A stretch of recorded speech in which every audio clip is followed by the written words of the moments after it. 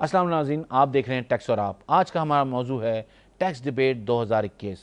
आज का मौजू इसलिए अहम है कि कोविड-19 के बाद बिजनेसेस स्ट्रगल कर रहे हैं, एफ ए टी एफ की कंप्लाइंसेस, उसके बाद जो इकॉनमी का हाल है उसमें बिजनेसेस कैसे सरवाइव कर रहे हैं, ये बहुत बड़ा सवालिया निशान है। लेकिन टैक्स निज़ाम को भी आगे बढ़ना है, टैक्स रेवेन्यू कलेक्शन को भी बढ़ना है और लोगों को भी कुछ रिलीफ चाहिए, कुछ वेलफेयर चाहिए उनको। तो ये हुकूमत इस पर क्या सोच रही है, हुकूमत को क्या इकदाम करने चाहिए, हुकूमत को किस तरह आगे बढ़ना चाहिए, क्या पॉलिसी वज़ा करनी चाहिए, इस पे बात करेंगे। हमने दावत दी है मुख्तलिफ चैम्बर ऑफ कॉमर्स के सदूर को जो आज बात करेंगे। आइए उनका तारुफ कराते हैं। हमारे साथ मौजूद हैं शारिक वोरा साहब, कराची चैम्बर ऑफ कॉमर्स के सदर हैं। हमारे साथ मौजूद हैं सरदार यासिर इलियास साहब, इस्लामाबाद चैम्बर ऑफ कॉमर्स के सदर हैं। शहबाज बिलोर साहब, पेशावर चैम्बर ऑफ कॉमर्स के सदर हैं। और उमर अशरफ साहब, गुजरांवाला चैम्बर ऑफ कॉमर्स के सदर हैं। ये लोग हमारे साथ मौजूद हैं। आज हम बात करने जा रहे हैं 2021 कि टैक्स के मामलात पे टैक्स का निज़ाम कैसे जाना चाहिए, बिजनेसेस को कैसे आगे बढ़ना चाहिए, किस तरह पाकिस्तान का टैक्स निज़ाम बेहतर हो सकता है। ये वो लोग हैं जो पल्स पे हैं बिजनेसेस की। जब तक बिजनेसेस प्रमोट नहीं होंगे, जब तक बिजनेसेस हार्नेस नहीं होंगे, जब तक बिजनेसेस आगे नहीं बढ़ेंगे, जब तक ईज ऑफ डूइंग नहीं मिलेगी, जब तक ये टैक्स का पूरा ट्रिकल डाउन इफेक्ट जो है वो इकोनॉमी में नहीं आएगा। आज हमने इसीलिए रखी है ये डिबेट क्योंकि 2020 जो है कोविड-19 के बाद का इकोनॉमी ने बहुत स्ट्रगल किया है। अब एक नया दौर आगे आया है, एक नया साल आया है। इसमें हमारे जो बिजनेस मैन हैं वो किस तरह सोच रहे हैं, कारोबारी हजरात किस तरह आगे चीज़ों को लेके जाना चाहिए और हुकूमत को उनको से उनकी क्या तवक्कात हैं और हुकूमत को क्या उनको सपोर्ट करना चाहिए। मैं पहले जाऊंगा सरदार यासिर इलियास साहब के पास, इस्लामाबाद चैम्बर ऑफ कॉमर्स के प्रेसिडेंट हैं। अस्सलाम वालेकुम। जी वालेकुम सलाम। बहुत शुक्रिया, आपने हमारे लिए वक्त निकाला यासिर साहब। मेरा आपसे पहला सवाल यह है कि पाकिस्तान, आपके ख्याल में पाकिस्तान की मईशत का बुनियादी मसला क्या है? देखिए, इसमें तो काफ़ी सेक्टर इश्यूज हैं, मल्टीपल हैं और जो पाकिस्तान की डायनामिक्स है वो भी मुख्तलिफ है। जी। जब हम बात करते हैं टैक्स की, तो टैक्स एक क्रॉनिक इशू है पाकिस्तान की हिस्ट्री में अगर देखा जाए, और ये कभी भी इसकी पॉलिसीज कंड्यूसिव नहीं ले रही है इन लाइन विद बिजनेसेस। मैं समझ रहा हूँ कि जो एक डिलेमा है पाकिस्तान का ये है कि जो आप बात करते हैं सस्टेनेबिलिटी की, सस्टेनेबल इकोनॉमिक डेवलपमेंट की, तो उस पर जब आप किसी स्टेक होल्डर को ऑनबोर्ड नहीं लेंगे, जब हम चैम्बर्स की बात करते हैं, आप चैम्बर ऑफ कॉमर्स को ऑनबोर्ड नहीं लेंगे in terms of economic policy making, तो उसमें कभी भी वो पॉलिसी कंड्यूसिव नहीं होगी फॉर बिजनेस की, क्योंकि उसके डायनामिक्स हम अंडरस्टैंड करते हैं, उसकी लिमिटेशंस हम अंडरस्टैंड करते हैं, उसके बेनिफिट्स हम अंडरस्टैंड करते हैं, जो हम बेहतर कन्वे कर सकते हैं, कम्युनिकेट कर सकते हैं। और मैं समझ रहा हूँ जो टैक्स का इशू है कि पाकिस्तान में मल्टीपल टियर्स ऑफ टैक्सेशन, आपकी जीएसटी है, सेल्स टैक्स है, विंडोइंग अलग है, इनकम अलग से है, एंड उसमें जो हमारा जो ओवरऑल सिस्टम है वो इतना कॉम्प्लिकेटेड है कि आप कभी भी किसी टैक्स पेयर को जब समझाएंगे कि मल्टीपल टियर्स ऑफ टैक्सेशन है, वो बल्कि जो नॉन फाइलर्स हैं वो सुनने से पहले ही कहते हैं यार बस मैंने पे नहीं करना, इतनी कॉम्प्लेक्स मैंने टैक्स नहीं पे करना, ना इतना ज्यादा टैक्स पे करना है। तो हम टैक्स बेस जो हमने टैक्स नेट अपना इनहांस करना है, उसके लिए हमें थोड़ी एक तो रिलैक्सेशन लानी पड़ेगी, क्योंकि हमारा टैक्स नेट बहुत कम है, ना होने के बराबर है। पाकिस्तान में कलेक्टिवली अगर हम देखें तो 8 से 9% जो बिजनेस कम्युनिटी वो टैक्स देती है और बाकी नहीं देती। तो आप समझें कि इसमें आपका डेफिसिट कितना है कैश के लिहाज से, मतलब कितना लॉस है इस मुल्क को। लेकिन उसके लिए हमें पॉलिसी रिवाइज करनी पड़ेगी, लोगों को एक हाथ हल्का। लेकिन जो आपने ये कहा कि 8 यासिर साहब, आपने ये कहा कि 8 से 9% लोग जो हैं बिजनेसेस टैक्स देते हैं, तो ये चैम्बर की जिम्मेदारी नहीं है कि दूसरे लोगों को भी इस पूल में लेके आया जाए? डेफिनेटली हमारी जिम्मेदारी, और हम लोगों को कन्विंस इस तरह से कर रहे हैं। इस साल हमने बोथ एफबीआर और स्टेट बैंक को लिखा है कि हम एफबीआर के चेयरमैन और उनकी पूरी टीम के साथ एक सेमिनार कंडक्ट करना चाहते हैं। 2 सेमिनार्स हमारे वेबिनार के थ्रू हुए हैं, लेकिन वो वेबिनार इज नॉट सफिशिएंट, क्योंकि वेबिनार में कितने आपके लोग पार्टिसिपेट कर लेंगे, 10 20 30। हमने पूरी बिजनेस कम्युनिटी को ऑन बोर्ड लेना है। हमने प्रपोज ये किया है एफबीआर को कि हम आपके साथ एक नेशनल लेवल का सेमिनार करते हैं, जिसमें हम हर मिलकर करते हैं physically at the Islamabad chamber of commerce. हमारे पास एक ऑडिटोरियम है स्टेट ऑफ द आर्ट। हम वहाँ पे एक प्रेजेंटेशन देंगे उन्हीं के मेंबर से, उन्हीं के टीम से, और वो फिर हम कम्युनिकेट करेंगे तो rest of the chamber of commerce में, वो भी हमें थ्रू जूम ज्वाइन करेंगे। बिजनेस कम्युनिटी को जो कंसर्न्स हैं जो वो उनको डायरेक्टली कन्वे करेंगे। इसमें हम एज ए इंटरमीडिएटरी फंक्शन करेंगे। हम खुद भी ये चाहते हैं लोग टैक्स दें, लेकिन मैं अभी भी समझ रहा हूँ कि जो हमारी टैक्स बेस है, जो टैक्स का रेट है हमारा पाकिस्तान में ज्यादा है और कॉम्प्लिकेटेड भी है। मैं ओवरऑल अगर देखें जो आपकी ड्यूटीज हैं, एक्साइज एंड कस्टम्स से हम बात करें, तो आपके रेट सुपर नेचुरल है जो किसी भी लिहाज से वायबल नहीं है। तो आप अगर आप बिजनेस कम्युनिटी को, एक आम ताजिर को कहेंगे कि आपने इतना टैक्स देना है कल से, वो कभी भी एग्री नहीं होगा। तो और यहाँ पे इरेटिक डिसीजंस होती है। मैं आपको एक एग्जांपल दूं, रिसेंटली यहाँ पे प्रॉपर्टी टैक्स को 200% हाई कर दिया था about 3 months ago।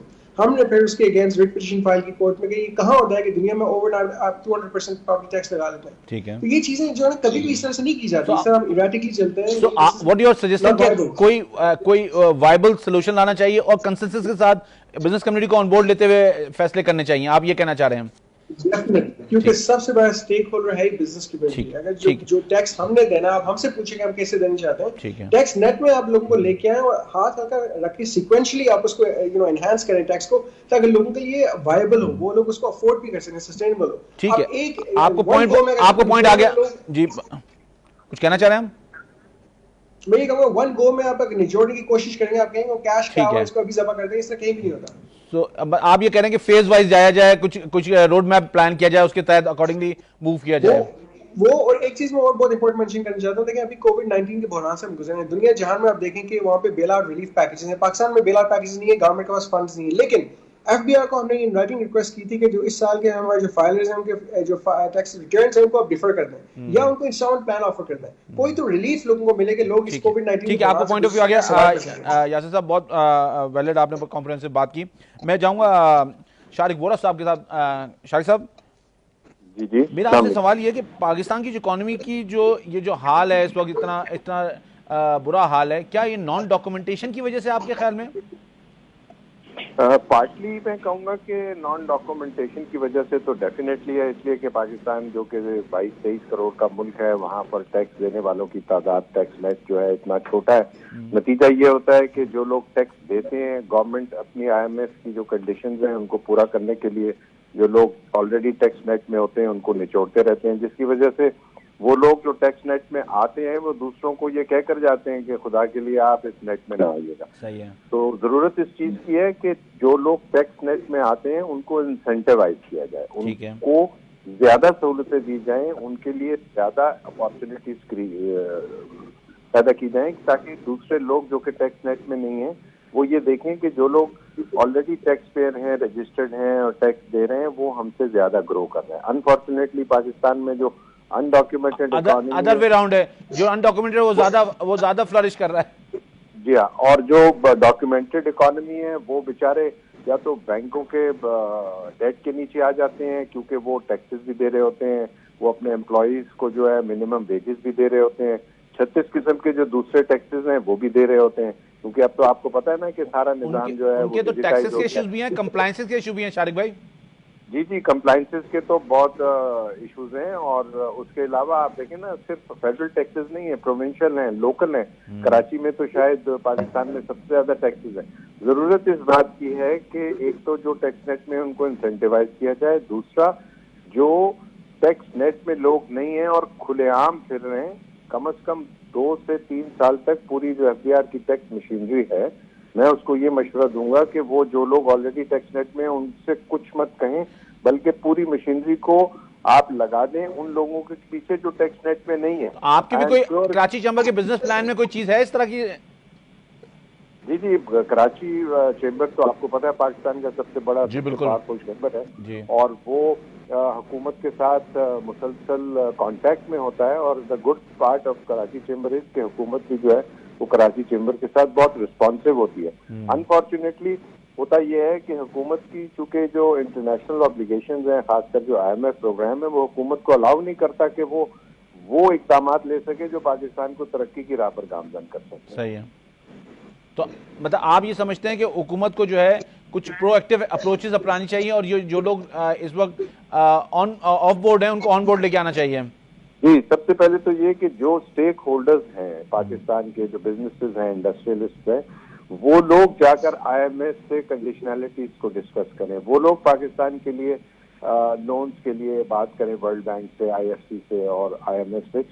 होता यह है कि हमारे यहाँ ये सारा काम करती है ब्यूरोक्रेसी, और ब्यूरोक्रेसी पाकिस्तान की, चाहे वो FBR की हो, चाहे वो मिनिस्ट्री ऑफ फाइनेंस की हो, चाहे वो मिनिस्ट्री ऑफ कॉमर्स की हो, वो ग्राउंड रियलिटी से बहुत दूर है। उनको पता ही नहीं है कि पाकिस्तान में बिजनेसेस के, इंडस्ट्रीज के क्या इशू है। नतीजा ये निकलता है कि वो लोग ऐसी कंडीशंस को एक्सेप्ट कर लेते हैं जो अल्टीमेटली पाकिस्तान के बिजनेस को और इंडस्ट्री को हर्ट करती है, बजाय इसके कि वो ऐसे मुआहदे करें, ऐसी कंडीशंस पर एग्री करें जो बिजनेसेस को पनपने दें, जो उनको ग्रो करने दें। ठीक है, तो आपके ख्याल में बिजनेस अगर वो लेके नहीं जाए तो बिजनेस का इनपुट तो जरूर लेंगे कि वो जाके जो बात करने जा रहे हैं कंडीशंस पे बिजनेसेस के ऑन बोर्ड लेना जरूरी है, आपका ये ख्याल है? जी जी बिल्कुल, जो हम स्टेक होल्डर्स हैं, जो चेंबर्स हैं खासकर, उनके पास बड़ा डाइवर्सिफाइड किस्म का विजडम होता है। सैकड़ों हजारों लोग जो होते हैं, जो बिजनेसेस और इंडस्ट्री में होते हैं, वो प्रैक्टिकल जिन चैलेंजेस को सामना कर रहे होते हैं, वो बता सकते हैं कि बिजनेस कैसे ग्रो करेगा, इंडस्ट्रियलाइजेशन कैसे होगी, पाकिस्तान की एक्सपोर्ट्स कैसे ठीक है सर, बढ़ेगी। आपको पॉइंट ऑफ व्यू बिल्कुल क्लियर आ गया। अब आप जो एक्सपीरियंस और जो बिजनेस की जो इंज होती है, जो ग्राउंड रियलिटीज होती हैं, उसके बारे में चैम्बर्स और ट्रेड ऑर्गेनाइजेशन बता सकती हैं। उनका इनपुट लेके अगर FATF के साथ नेगोशिएट किया जाए, उनके साथ बात की जाए, तो मेरे ख्याल में बेहतर रिजल्ट आएंगे। ये कराची चैम्बर के प्रेसिडेंट शारिक वोरा साहब कह रहे थे। हमें यहाँ ब्रेक लेना है, ब्रेक से वापस आते हैं, फिर अपने दूसरे मेहमानों से बात करते हैं। वापस आते हैं ब्रेक के।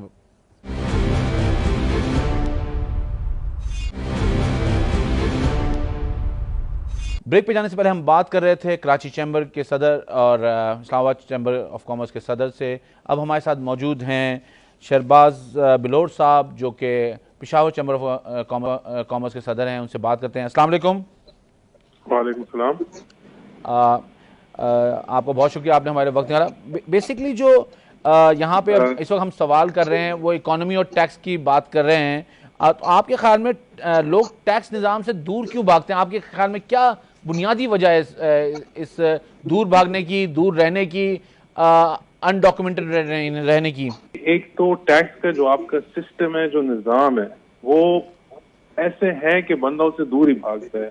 हम हुकूमत को टैक्स दे रहे हैं कितने अरसे से, हुकूमत वापस आपको क्या देती है? टैक्स के बदले में आपको कुछ नहीं देती वो।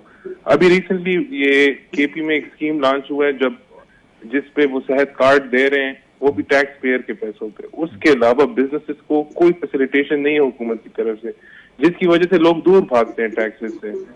जो बंदा टैक्स देता है उसी पे और टैक्सेस ये लोग लगा देते हैं।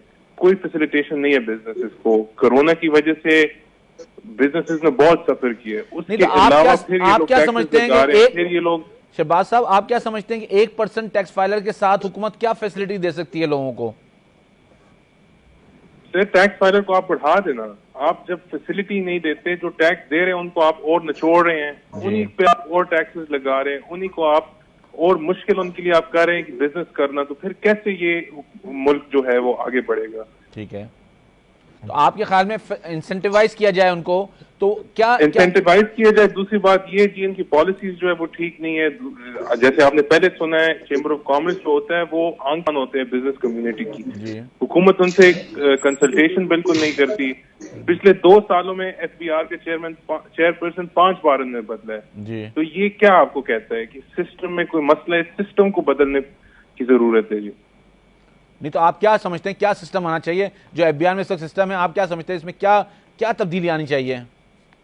ऑटोमेशन आनी चाहिए? सिस्टम को चेंज करने की जरूरत है जी। मेरे ख्याल से तो प्रोग्रेसिव टैक्सेस लाने चाहिए जी। जो जितने ज्यादा कमाते हैं उनको उतना ज्यादा टैक्स करना चाहिए। ये लोग अगर अमीर और गरीब पे एक किस्म का टैक्स लगाएंगे, नुकसान होगा जी। गरीब लोग इतना टैक्स नहीं दे सकते जितना अमीर लोग दे सकते। तो आप ये कह रहे हैं छोटे बिजनेस पे डिफरेंट रेट ऑफ टैक्स लेके आया जाए, बड़े बिजनेस पे तो ये मौजूद तो है हमारे यहाँ। बिल्कुल जी, मौजूद तो है, लेकिन उसको और इस तरह करना चाहिए, क्योंकि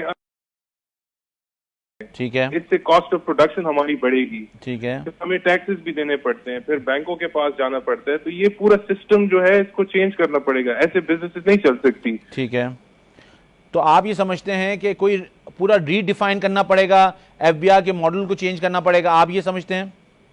तो ये चेयरपर्सन जो 5 बार पिछले 2 सालों में बदला है, ये आपको क्या कह रहा है कि पॉलिसी ठीक नहीं है? कोई ना कोई इंटरनल मसला है जिसकी वजह से टैक्स पेयर को मसला हो रहा है। टैक्सेस जो पे होते हैं वो पहुंचते भी है हुकूमत की ट्रेजरी में कि नहीं? ठीक है, तो आप ये समझते हैं कि टैक्स निज़ाम से दूर रहने की वजह लोगों की है, वो हुकूमत की पॉलिसीज हैं और हुकूमत प्रॉपर तरीके से लोगों को कन्विंस नहीं कर सकी कि वो टैक्स निज़ाम में आए। आपके ख्याल में ये वजह है? बिल्कुल जी। ठीक है, ठीक है, मैं आपके पास वापस आता हूँ। मौजूद हैं उमर अशरफ साहब, जो कि प्रेसिडेंट हैं गुजरांवाला चैम्बर ऑफ कॉमर्स के। उमर साहब, आप जो है गुजरांवाला चैम्बर ऑफ कॉमर्स की आप नुमाइंदगी कर रहे हैं, तो आप मुझे बताएं कि जो टैक्स रेट्स हैं हमारे पास, जो 17% GST है, और सर्विसेज पे भी टैक्स है, तो क्या रेट ऑफ टैक्स की वजह से लोग टैक्स निज़ाम में आना नहीं चाहते? क्या ये कॉस्ट ऑफ डूइंग बिजनेस बढ़ा देता है? क्या ये इसकी वजह से लोगों की वायबिलिटी खत्म हो जाती है? आपका इस बारे में क्या ख्याल है? जी थैंक यू वेरी मच अमन साहब, आपने हमें बुलाया इस प्रोग्राम में। देखिए इश्यूज जैसे मेरे बाकी पैनलिस्ट ने भी बोला, मल्टीपल इश्यूज हैं। सबसे पहले तो टैक्स सिस्टम इतना हमारा कॉम्प्लेक्स है जिसकी वजह से लोग टैक्स सिस्टम में आना नहीं चाहते हैं। उसके बाद आपका गवर्नमेंट का पैरेलल टैक्स सिस्टम चल रहा है जिसमें आप गवर्नमेंट खुद अलाउ कर रही है कि भाई टैक्स आप डॉक्यूमेंटेड इकोनॉमी भी चलें और अनडॉक्यूमेंटेड में भी चलें, जिसकी बहुत सारी एग्जांपल्स मतलब मैं आपको दे सकता हूँ, जिसमें फर्दर टैक्स लगाया हुआ है सेल्स टैक्स एक्ट 31A, जिसमें फर्दर टैक्स आप लोग अनरजिस्टर्ड से डिमांड कर रहे हैं। तो जब अनरजिस्टर्ड से फर्दर टैक्स आप डिमांड कर रहे हैं 3%, तो वो उसकी कॉस्ट तो बढ़ जाती है। तो जब कॉस्ट बढ़ जाती है तो वो क्या करता है, सप्लायर जो सेलर है वो कोई एक XYZ को फेक कंपनी को इनवॉइस इशू कर देता है। तो गवर्नमेंट ने बहुत सारी एनोमलीज हैं टैक्स सिस्टम के अंदर, जिसमें आप एक तरफ तो कह रहे हैं कि हमने डॉक्यूमेंटेड इकोनॉमी की तरफ जाना है, दूसरी तरफ अनडॉक्यूमेंटेड इकोनॉमी को चलने की प्रोविजन मौजूद है बहुत सारी। तो या तो टैक्स हो और पूरा अक्रॉस द बोर्ड हो। और दूसरी मैं ये बात करूंगा कि टैक्स के साथ साथ अगर किसी तरह ये गवर्नमेंट एक पैरेलल सर्वे करे कि कितनी अमाउंट में, थोड़ी सी लाइव ऑन रिकॉर्ड पे आपसे ये बात कर रहे हो कि कितनी अमाउंट अदर देन टैक्स एक बिजनेस ओनर को रिश्वत की शक्ल में, ब्राइब की शक्ल में देनी पड़ती है। बिजनेस ओनर उससे घबराता है क्योंकि वो एक दफा कहता है मैं टैक्स लेट में आ जाता हूँ, टैक्स तो मैंने देना ही देना है। उसके बाद एक टैक्स का नोटिस उसको ऐसा अनड्यू आ जाता है और उस टैक्स के नोटिस को रिजॉल्व करवाने के लिए वो उसको टैक्स भी देना पड़ता है और ब्राइब्स भी देनी पड़ती हैं। तो ये जो छोटे बिजनेसमैन है हमारे गुजरात वाले, देखें ये आप बात कर रहे हैं, ये तो एक वर्जन है, लेकिन दूसरी तरफ लोग ये कहते हैं कि अपने कोई ना कोई डिफॉल्ट होते हैं, कोई डिस्क्रिपेंसी होती है या इवेजन होता है जिसकी वजह से लोग कॉम्प्रोमाइज करते हैं।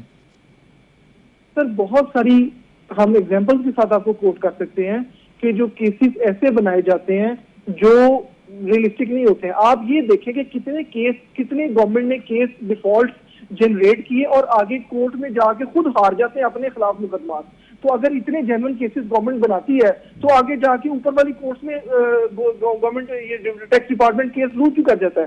लेट्स से आरटीओ एक केस बनाता है, वो कमिश्नर अपील के पास जाके डिसमिस हो जाता है, कमिश्नर अपील से नहीं होता तो हाई कोर्ट में जाके वो डिसमिस हो जाता है। अगर वो जायज केस बनाए, जायज डिमांड निकाले तो वो ऊपर जाके भी वैलिडेट रहना चाहिए, ऊपर जाके उड़ जाता है। लेकिन जो उसको केस को खत्म करने की जो कॉस्ट एक बिजनेस ओनर को देनी पड़ती है वो इतनी हाई होती है। तो आपके ख्याल में इसको कैसे रोका जा सकता है? कंप्लायंसेस कम कर दी जाएं, इस तरह रोका जा सकता है?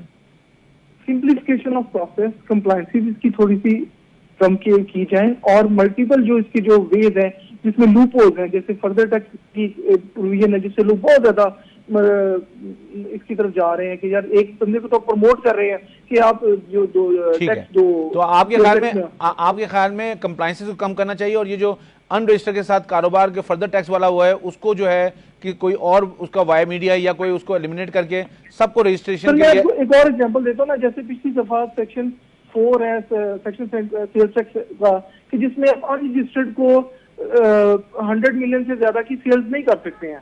तो अगर आप उससे ज्यादा की करेंगे तो आपका इनपुट डिसअलाउ हो जाता है। ठीक है, बिल्कुल ठीक है, आपको वही पॉइंट आ गया कि ये आप लोगों को लेजिटिमाइज करते हैं इस तरह की कंडीशन करके, आप ये कहना चाह रहे हैं। आप इस तरह की लॉ में प्रोविजन निकाल के खुद ही लेजिटिमाइज कर देते हैं, लीगल कर देते हैं। उमर साहब आपका पॉइंट ऑफ व्यू आ गया। हम ब्रेक से वापस आते हैं, फिर अपने मेहमानों से बात करते हैं। वापस आते हैं ब्रेक के बाद।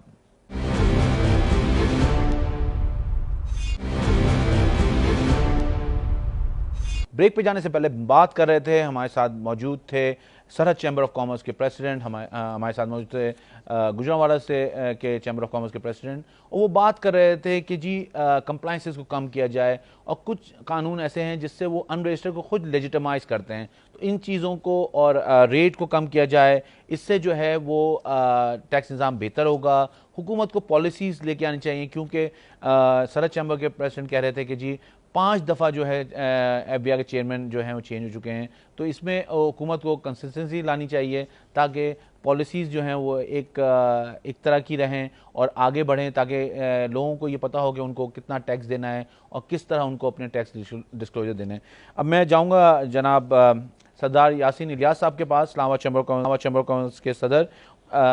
यासीन साहब जी आपके ख्याल में ये इंफॉर्मेशन टेक्नोलॉजी से जो है डॉक्यूमेंटेशन को इम्प्रूव किया जा रहा है, तो ये जो एफबीआर जिस तरफ जा रही है, आपके ख्याल में ये सही वे फॉरवर्ड है?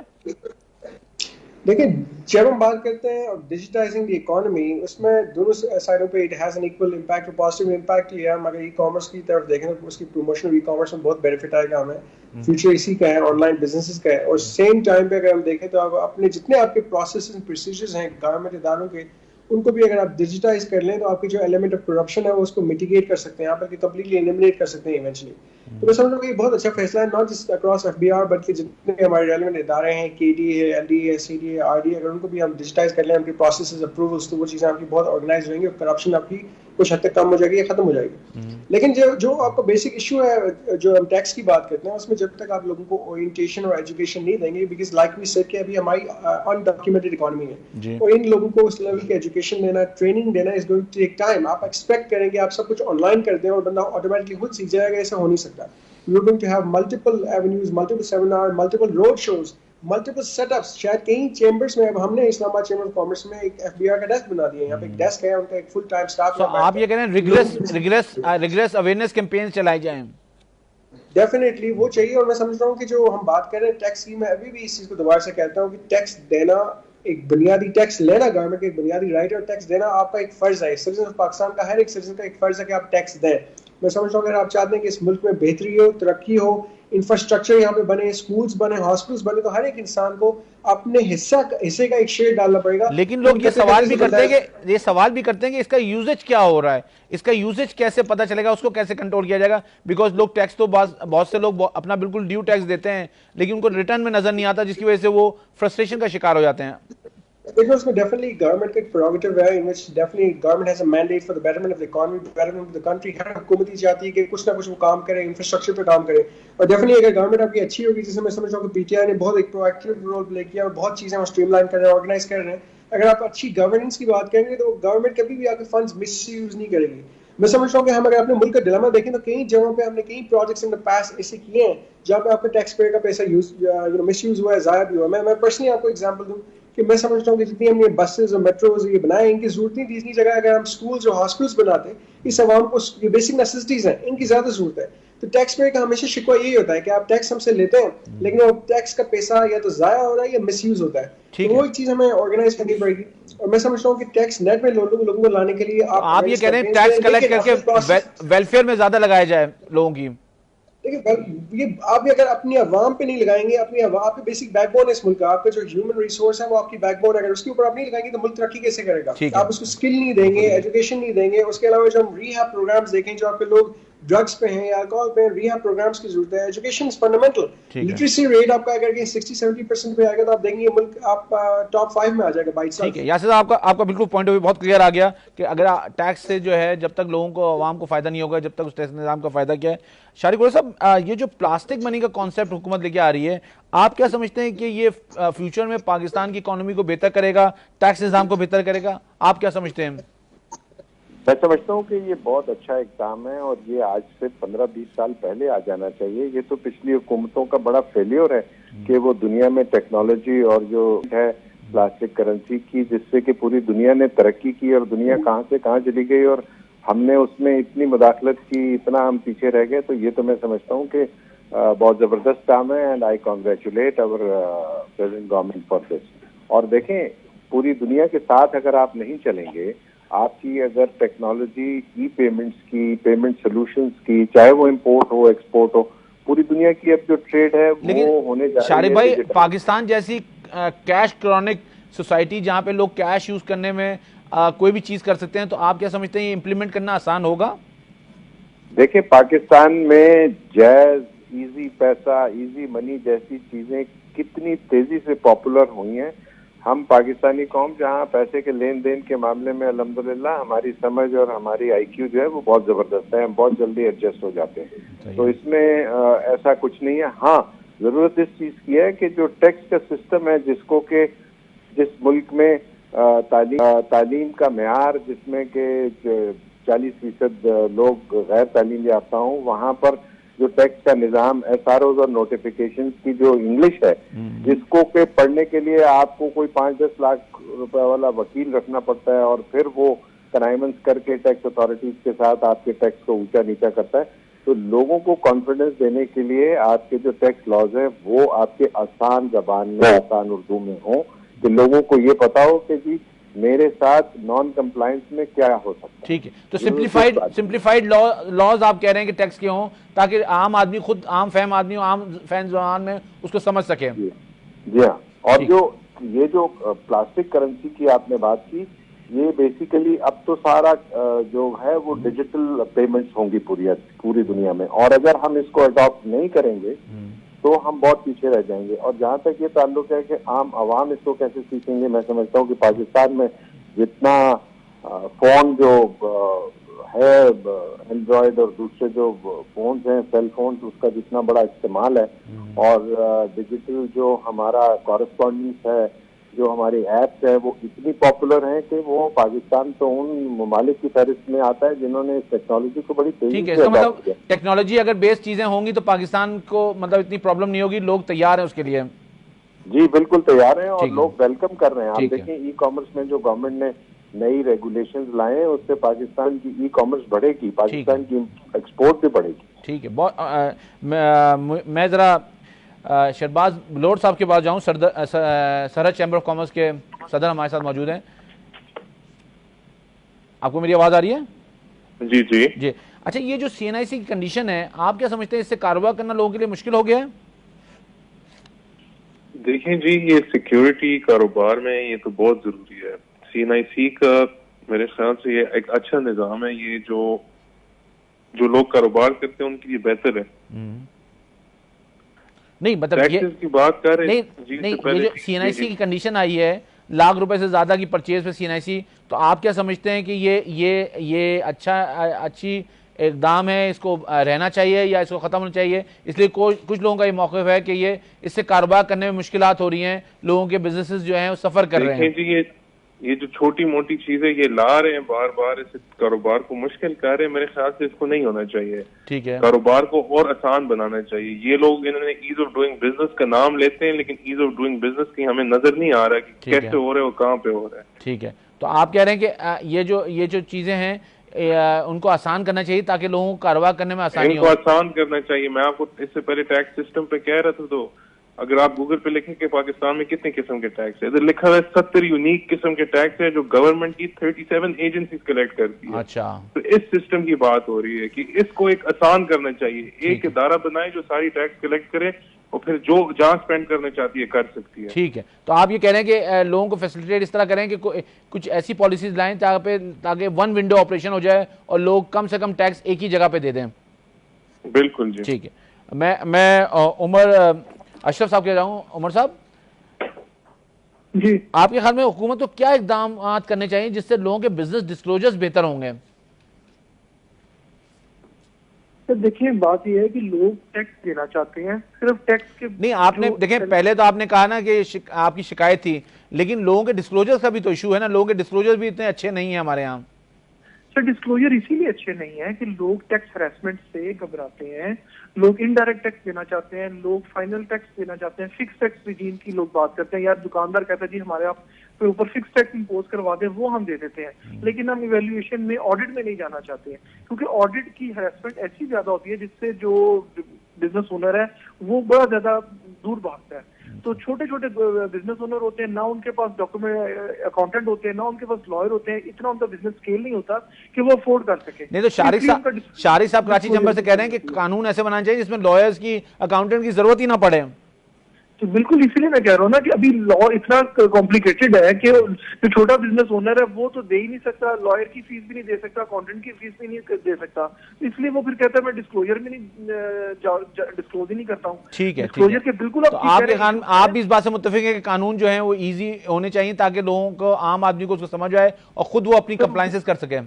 Who can disagree with this? देखिए, डिस्क्लोजर के इश्यूज तो बिल्कुल है। आप ये देखो कि कितनी यहाँ पे हाउसिंग सोसाइटीज हैं, उन हाउसिंग सोसाइटीज की सेल को वर्क बैक करो और कितना पैसा लोगों के ने अपना एक्सेस इनकम पा की हुई है, डेफिनेटली वो डिस्क्लोजर के इश्यूज है। बाकी जो डेवलपमेंट इश्यूज की बात हो रही थी, मैं इससे थोड़ा सा एग्री नहीं करूंगा कि अभी तो हमारी टैक्स कलेक्शन हो ही बहुत थोड़ी सी रही है। तो बड़ी थोड़ी 4000 तो हम इकट्ठा कर रहे हैं, उसमें हमने क्या डेवलपमेंट करनी है?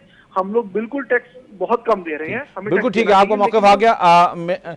मेरे ख्याल में हमारे मेहमानों ने बड़ा वाज़े अंदाज में हुकूमत को ये दिया, उनको क्या करना चाहिए, किस तरह की पॉलिसीज़ लानी चाहिए, बिजनेसेस क्या एक्सपेक्ट कर रहे हैं उनसे, और हुकूमत को क्या इकदाम करने चाहिए जिससे जो है टैक्स निज़ाम बेहतरी की तरफ चढ़ सकता है और इकॉनमी को जो है ना सपोर्ट मिल सकती है। हमें हमें हमें यहाँ पे अपने प्रोग्राम को क्लोज़ करना है। हमारे साथ मौजूद थे सरदार यासिर इलियास साहब, इस्लामाबाद चैम्बर ऑफ कॉमर्स के सदर, उनका बहुत शुक्रिया। हमारे साथ शारिक वोरा साहब थे, कराची चैम्बर ऑफ कॉमर्स के सदर, आपका भी बहुत शुक्रिया शारिक साहब। और हमारे साथ मौजूद थे शहबाज बिलोट साहब, सरहद चैम्बर ऑफ कॉमर्स से, आपका भी शुक्रिया। और हमारे साथ मौजूद थे उमर अशरफ साहब, गुजरांवाला चैम्बर ऑफ कॉमर्स के सदर, आप मेहमानों का आपका भी बहुत शुक्रिया और आप मेहमानों को सबका शुक्रिया। मेरे ख्याल में हमने ये कोशिश की है कि हुकूमत को एक कॉम्प्रिहेंसिव किस्म की पॉलिसीज़ की तरफ उनको ये हम इशारा दें कि कहाँ उनकी कमी है, कहाँ उनको इम्प्रूवमेंट की गुंजाइश है, कहाँ पॉलिसी के मैटर्स हैं, कहाँ एडमिनिस्ट्रेटिव मैटर्स हैं, ताकि वो कुछ ऐसा काम करें, कुछ ऐसी पॉलिसी लाएं आफ्टर कोविड कि लोगों को भी ईज़ रहे और टैक्स निज़ाम भी आगे बढ़ सके। इस बात के साथ मुझे इजाज़त दी है। अल्लाह निगहबान।